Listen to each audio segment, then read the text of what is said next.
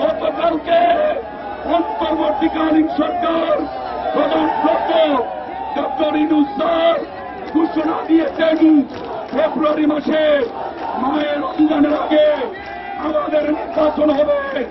সেই নির্বাচন হবে জনগণের নির্বাচন। সেই নির্বাচনে জনগণের ভোট দেওয়ার পরিবেশ আইন শৃঙ্খলা বাহিনী তৈরি করে দেবে।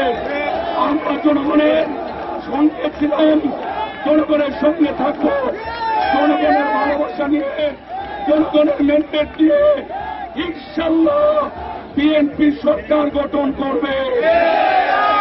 সবাইকে বলি দায়িত্বশীল আচরণ করতে হবে। সবাই মিলেমিশে আজকে যেভাবে এক হয়ে গিয়েছি, কোন ষড়যন্ত্র যেন আমাদেরকে আলাদা করতে না পারে।